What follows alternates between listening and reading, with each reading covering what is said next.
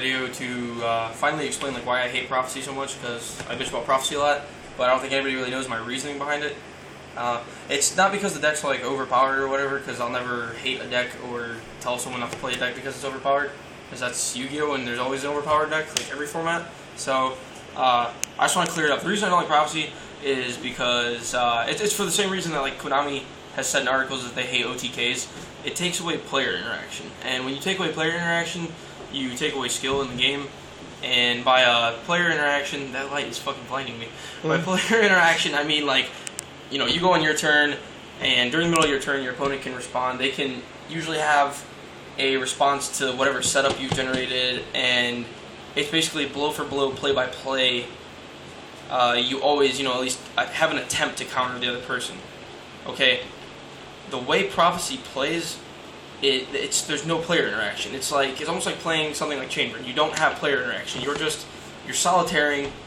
You get your setup, and then depending on their hand, they auto lose. For instance, if you're playing, we'll go Dragons, but I mean there's other decks too. But since that's the most like relevant, say you're going Dragons and you're against Prophecy, and they win the dice roll. They open Jowgen with Fate, or they Judgment it, and we'll say they even had a Kaiku. We'll just use the broken play, but we'll say they had Kaiku on the field, and they go their Judgment, and then they have Jowgen at the end phase. And then they probably have Fate set if they went Judgment, because they probably blew their cards to search as many as possible.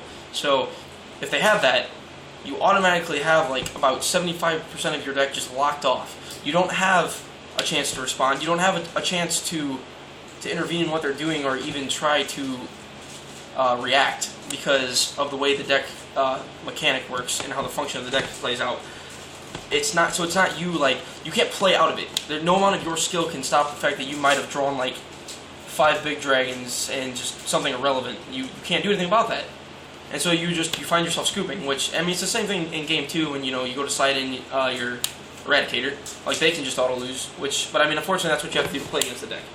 But what I'm saying is, Prophecy, when I look at Prophecy, I see this archetype that, you know, was heavily hyped by the company, and it was given all these cards. This is bad, but I mean, this is a Prophecy card. Wheel of Prophecies. Anybody know this exists? Nobody knows. Nobody knows half the cards exist. But like, there's a bunch of Prophecy cards, and I'm not saying that all of them should be played, because some of them are clearly trash. But the deck isn't even it's not even playing its own cards. It's just like 3 or 4 good spellcasters that were made like 10 years ago are using the spell cards to protect their asses and just lock off the meta. I don't even know if this would work had this deck came about with everything that it currently has, if it happened like 2 metas ago, when it was things like Fire Fists and windups where they actually had low-level monsters that didn't need to be special to do anything, you know? Gadgets might have been able to play around it easily. Like, who really knows? It's just the way the meta is now, because Mermails was the big deck going in, and then Mermails automatically, people were like, oh, Prophecy and Ophion, Mermails are done. And then like Dragons have the ability to dig through the deck faster than other decks because of the amount of draw cards that are in there, so that's why they can even do anything against Prophecy. I don't think Prophecy is the best deck in terms of power. Clearly, like Dragon Rulers, in terms of sheer power, is the strongest deck, but when you have a deck that you can completely just lose game 1 because of one card that they have access to through, where they have the little bitch gets secrets can get Judgment, and then you can get Jowgen off of any Judgment. Like, you have so many ways to open first turn Jowgen, and then you just win. And that's not you being a good player. That's not the deck being like, oh my god, it's awesome. It's just one fucking play that happened to come about because people were like, oh, Jowgen's a card that's like 12 years old. I want to see the deck actually, because I know everybody wants the deck killed for next format. I kind of want to kill it just because it pissed me off, but like, realistically, I don't think the deck should die because it's a really cool concept. You're supposed to toolbox and like boost your spellcasters. Like, if you look at Konami's cheesy ass description of what Prophecy is, it's like it powers up powerful mages with enhancement cards and blah blah, like whatever. But that's what it's supposed to do. That's what the deck is designed to do. Is basically like go all Harry Potter and use spells to make your wizard stronger. Like, I don't know, that's what it is. Like, that sounds gay, but that's what you're supposed to do with it. And that's kind of cool because not in a long time have I seen a deck like its support cards actually be good.